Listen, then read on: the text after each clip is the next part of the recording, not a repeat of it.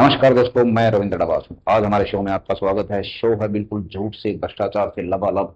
इसमें गालियां भी होंगी, मारपीट भी होंगी, तो कृपया तैयार रहे। आज हम आपको मिलाते हैं सरकारी बाबू से। सरकारी बाबू जी नमस्कार। सरकारी बाबू जी महारत हासिल कर रखी है इन्होंने रिश्वत लेने में, भ्रष्टाचार फैलाने में, पैसे लेके ही आपके काम करने में। अगर आपने पैसे नहीं दिए तो सरकारी बाबू हैं, किसी भी सिस्टम में आपको अटका के खड़ा कर देंगे। तो सरकारी बाबू जी नमस्कार।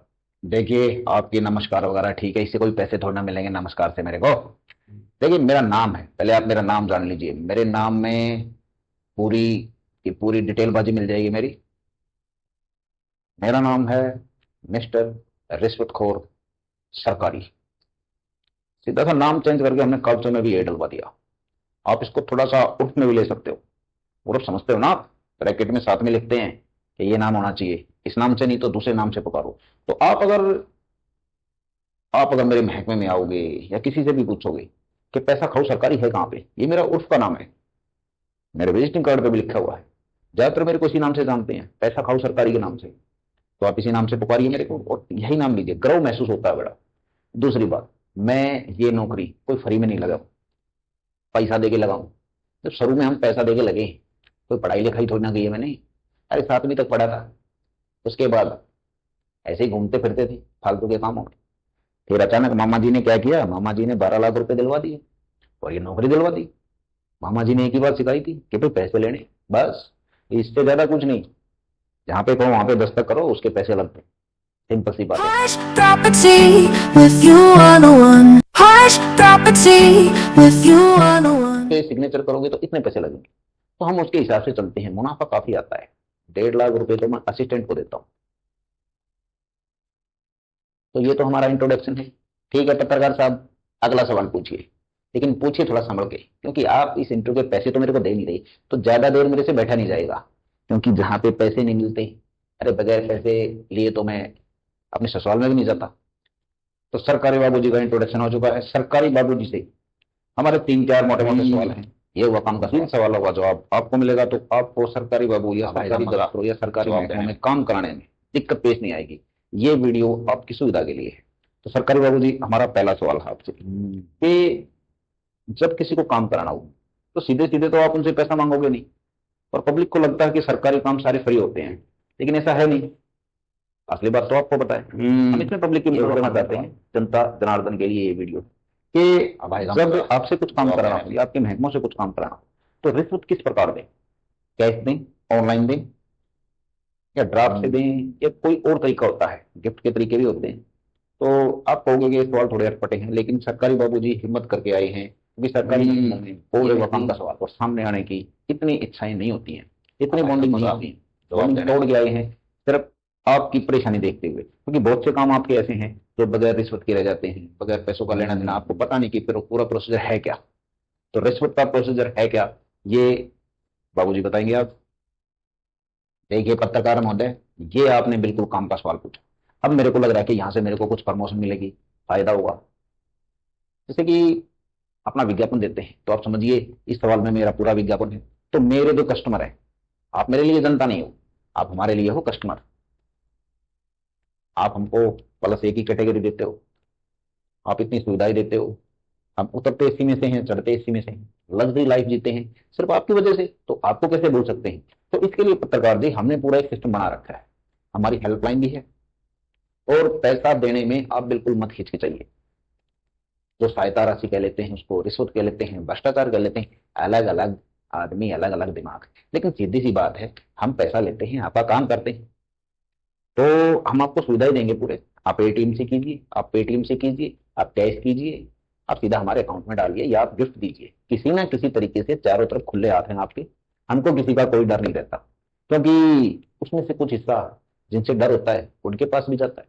अरे हम, हमारे पास अगर रिश्वत का पैसा आएगा, हमारे खिलाफ कोई शिकायत होगी, कार्रवाई होगी, तो आएगा तो कोई ऊपर से ही लेने के लिए। अब जो कार्रवाई लेने के लिए आएगा, उसका पहला ही हमने रास्ता रोक रखा है। हम उसके पास उसका हिस्सा पहुंचा देते हैं। तो हमको किसी बात का कोई डर नहीं है, तो आप क्यों डरते हैं? खुले हाथों रिश्वत दीजिए, अपने काम करवाइए, नाजायज या जायज, उससे कोई मतलब नहीं उसका हमको। आप अगला सवाल पूछिए। सवाल नंबर 2 ये है कि आप रिश्वत लेते हो, है तो ये देशद्रोह, चोरी है। डकैती एक तरह से। तो जब आप चोर हो और चोरी करते हो तो हम चोरों पे भरोसा कैसे करें? Hush property with you on one. Hush property with you on one. इसको तो पुलिस कोई कंप्लेंट भी नहीं लिखवा सकती, कहीं पे शिकायत भी नहीं कर सकते, तो पहले ही फंसी पड़ी है पब्लिक। आपको पैसे देगी फिर फंस जाएगी और आप एडवांस मांग के चलते हो, तो आपका भरोसा कैसे करें? कुछ तो मापदंड आपने तय किए होंगे जिससे कस्टमर, क्योंकि पब्लिक तो वो रही नहीं, जनता तो रही नहीं, अब तो आपकी कस्टमर बन गई, तो कस्टमर को कैसे सेटिस्फाई करते हो आप? देखिए पत्रकार महोदय, ये हमारी दुकानदारी है, हम अपनी दुकानदारी से दगा नहीं कर सकते। सरकार के साथ, सिस्टम के साथ हम कर सकते हैं, जनता के साथ भी हम कर सकते हैं। हमने पहले जवाब में मैंने क्या बताया था आपको कि देखिए आप हमारे लिए जनता, मैं आपको बीच में रोकना कस्टमर नहीं चाहूंगा फिलहाल के लिए। आप ही हमको सब कुछ देते हो, जो सरकारी तनख्वाह है उसमें पूरा थोड़ी ना, वो तो चिल्लर आती है, उसमें क्या होता है? उसमें तो मेरा जो छोटा लड़का है उसका जेब खर्च भी पूरा नहीं होता, तो उसकी पार्टियां पूरी नहीं होती, तो ये खर्चे हम निकालेंगे कहाँ से? तो देखिए बात ऐसी है, उसमें डिटेल में हम बाद में आएंगे, लेकिन सीधी सी बता देते हैं, मैंने क्या बताया था, हमने हेल्पलाइन बना रखी है, मैं आपको बीच में रखना। एडवांस लेंगे तो टोकन मिलेगा, वो टोकन विभाग में कहीं भी दोगे तो मान्य होता है, तो आपको इतना भरोसा तो हम पे करना पड़ेगा। एक बार हमारी सेवा लीजिए, आप सेवा लोगे तो आपको हम पे भरोसा हो जाएगा। देखिए हम बेईमानी भी पूरी ईमानदारी से करते हैं, एक सिस्टम होता है पूरा, पैटर्न वाइज सिस्टम होता है। मैं आपको समझा देता हूँ पूरी डिटेल से, क्योंकि ये तो मेरी दुकानदारी का है, मैं आपको बीच में रोका हूं, इसमें तो हमको दिलचस्पी होगी नहीं चाहूंगा फिलहाल के लिए। तो देखिए बात ऐसी होती है, ठीक है, छोटे से बड़े तक जितना भी सिस्टम होता है, यहाँ पे छोटा आदमी बैठा है, वहां पे बड़ा आदमी बैठा है, लेकिन सबको पता है कि पैसा पहुंचना कहाँ पे है, किसके हिस्से में कितना आएगा। तो हमने बाकायदा इसमें पर्ची बना रखे हैं, टोकन बना रखे हैं, अगर आप ऑनलाइन दोगे तो ऑनलाइन सिस्टम भी है। आप एक बार काम कराओगे तो आपको पूरे हमारे सिस्टम का पता चल जाएगा। भरोसा कीजिए, बीच में रोकना, रिश्वत दीजिए, हमारा तो कहना यही है, भरोसा करें और अपना काम कराएं, रिश्वत दें, रिश्वत दीजिए ठोक के, भरोसा मिलेगा आपको इसी चौक। आप अगला सवाल पूछिए। तो सरकारी बाबू जी, आपने जवाब बड़ा बढ़िया दिया, आप पूरी एक तरह से दुकान चला रहे हो, मार्केट चला रहे हो, आप कस्टमरों का ध्यान भी रखते हो, कस्टमर हैं आपके। यहाँ पे ये बात बिल्कुल जस्टिफाई हो जाती है, बिल्कुल अलग, कि आप जनता नहीं हो, आप इनके लिए कस्टमर हो। तो जैसे कि कस्टमर केयर वगैरह होती हैं, कस्टमर की केयर रखते हैं ये, तो तरीके अलग अलग हैं, लेकिन पैसा आखिरी टारगेट है। देखिए सरकार आपको एक तनख्वाह देती है, मोटी तनख्वाह होती है, यहाँ पे मैं फिगर आउट नहीं करना चाहूंगा क्योंकि अलग अलग सरकारी महकमों में अलग अलग तनख्वाह होती है और बड़ी मोटी तनख्वाह होती है, ऐसी बात नहीं है। 1.5-2 लाख रुपए तो मामूली चलती है, उससे ऊपर ही तनख्वाह होती है। अब जो बेल्ट की नौकरी होती है उसमें छोटी तनख्वाह होती है, 30,000, 35,000, 40,000, लेकिन सरकारी महकमों में तनख्वाह बिल्कुल पक्की और मोटी होती है। तो मैं पूछना चाहूंगा सर आपसे बिल्कुल पर्सनल, कि क्या आपका पेट अपनी तनख्वाह से नहीं भरता, जो आप ये एक्स्ट्रा कमाई के लिए सोच रहे हो या एक्स्ट्रा कमाई के लिए इतना प्रयत्न करते हैं? कुल मिला के सवाल यही है कि क्या आपका पेट आपकी तनख्वाह से नहीं भरता? इसका सवाल चाहेंगे आप? देखिए आपका सवाल तो बड़ा नाजायज है, मैं जायज नहीं कहूंगा इस सवाल को, क्योंकि नाजायज क्या है, मेरी तनख्वाह मैं जानू, मैं कभी आपसे पूछता हूं? लेकिन आपने जब बोल दिया तो मैं आपको डिटेल से समझाता। देखिए मेरी जो वाइफ है उसकी किटी पार्टियां होती है, हफ्ते में 2 किटी पार्टियां रखती हैं, घर का कोई काम नहीं करती, सारा काम नौकर करते हैं, लग्जरी गाड़ी में आना जाना। घर में 3 गाड़ियां हैं, एक लड़के के लिए है, एक वाइफ के लिए है, एक मेरे लिए है। इनका तेल खर्चा कौन देगा? एक किटी पार्टी में कम से कम 30,000 रुपए लग जाते हैं उसके हिस्से के। उसके बाद वो पत्ते भी खेलती है, छुट्टी वाले दिन मैं भी पत्ते खेलता हूँ। अब पत्ते, हम इतने बड़े आदमी हैं, फ्री में थोड़ा खेलेंगे, अगर एक बाजी लगा ली तो उसमें तो मेरी पूरी तनख्वाह निकल जाएगी। फिर आते हैं हमारे लड़के, लड़का जीता है लग्जरी लाइफ, मैंने बोल रखा है बेटा पैसा बहुत है, चिंता मत कर, दुकानदारी बिजनेस बहुत बढ़िया तरीके से चल रहा है, तो आप खुला खाओ, नंगा ना हो, कोई दिक्कत नहीं है। तो लड़का क्या कर देता है, कुछ ना कुछ कांड तो महीने 2 महीने में कर ही देता है। अब उसका कांड क्या पता 5 लाख का पड़ जाए, 10 लाख का पड़ जाए। तो जैसे हमारे साथ है, अब कस्टमर हमारे साथ सेटिंगबाजी करते हैं तो हमको भी कहीं ना कहीं सेटिंगबाजी करनी पड़ती है। तो देखिए ऐसा नहीं है कि हम सरकारी हैं तो दूसरे विभागों में जो काम पड़ेगा वो फ्री में हो जाएगा, नहीं, हमको भी वहां पे पैसे देने पड़ते हैं। सिस्टमेटिक होता है देखो सबका, दूसरों की इज्जत करो, सोच के चलो, अगर आप पैसा लेते हो तो दूसरों को भी पैसा दो। तो गुरु जी ये सरकारी नौकरी से पूरा कुछ नहीं होता।